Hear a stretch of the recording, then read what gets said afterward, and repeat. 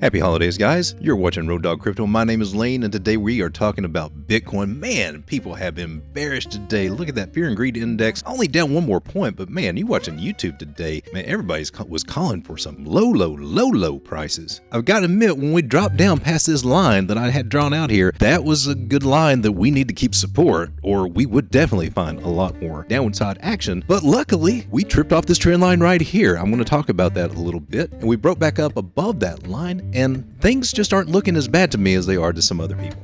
Now, by all means, we're not in the greatest place, but for the holidays, I think we might get a little pleasant surprise. Guys, I have been so bored with this action that I've actually been playing around with these smaller time frames. And you guys normally see me on larger time frames like the 4 hour, which, since we're here right now, let's go ahead and pull that up. Look at this green dot on market cipher. Stochastics have already reset, going toward the upside. RSI is currently at 49.85 just right now. Passed above that yellow moving average. That's a good sign, people. This is a breakout. You know, we can chart this too, draw a line right there. We got to break out on the RSI. That's a good sign. RSI is just edging up to 50, and once it hits 50, that means we're back in bullish territory. So even our MACD on the 4 hour is giving us a good signal right there, right? So guys, if you're kind of worried that we're getting ready to go down to about 15.5 or something right now, take a deep breath.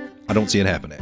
I do see us getting up a little bit. And guys, I'm right here on the 1 hour. And if you remember when we had this big, huge drop that came down to about 15.5, and we formed, you know, this symmetrical triangle. You can see here, this white line coming here, and I got this orange dotted line going there.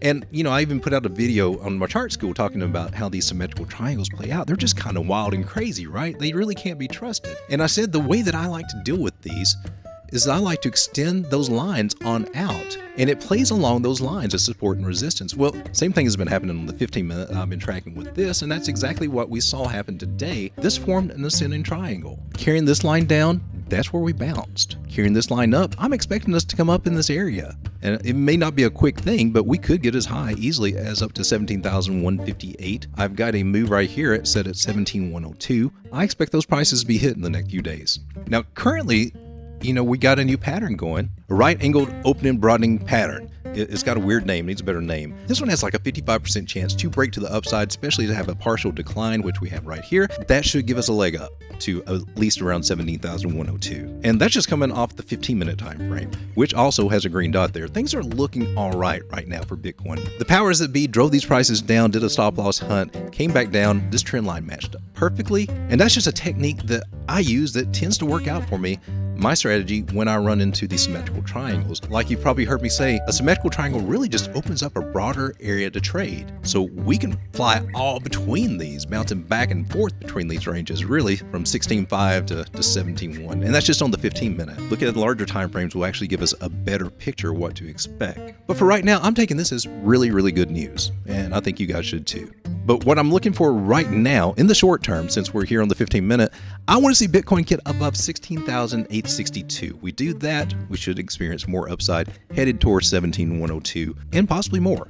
And so here I am on the daily, and you can see if I pull up Market Cipher, we're getting close to doing a green dot here. We see that money flow is coming back up to the 0 point. Stochastics have already turned around. On the daily, things are looking good, and we are in the green on money flow. You can definitely see it down here on this bottom line if you can't see it, the little sliver that's already in the green right up here on the top. Good signs there. And even though the MACD and the RSI are struggling just a little bit to get to more bullish positions, on the daily, things overall are starting to look promising. We got the big Ichimoku cloud, big and thick right here. And a lot of times what you will see is that price will start working its way back up into these big, thick clouds.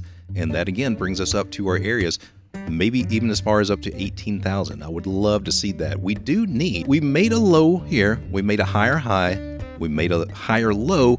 It's time for us to make a higher high. So it's possible.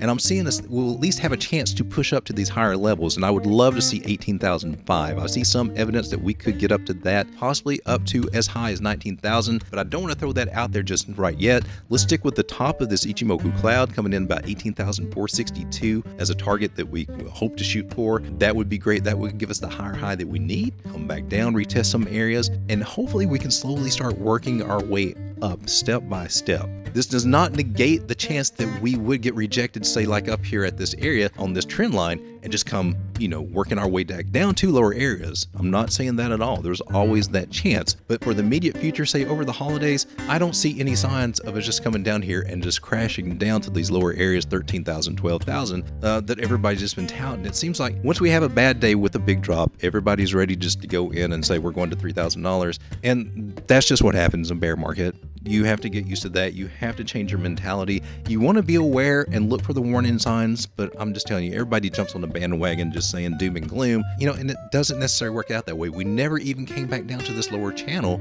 down here to the lower 1600s. That was a possibility. So it's stopping short where it did along that line that I have on these shorter term time frames. That's a good sign, people. That is a really, really good sign. So my caveat for you would be this orange trend line that I've got drawn right here. That is our support resistance flip. We retested it. They tripped us out, scared a lot of people. This is what market makers do. It's a good opportunity for them to take advantage of the markets, especially when people are doing their tax harvesting.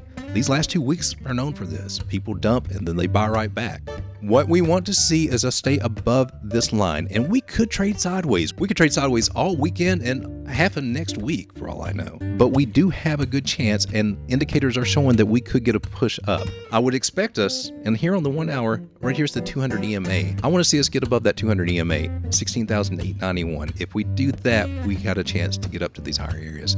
So guys, I would not be as fearful. Sideways trading most likely to happen, with a good chance that we could make it up to these higher levels. This has not been good trading weather. It's been kind of whipsaw, and that is by design because that's how they take your money.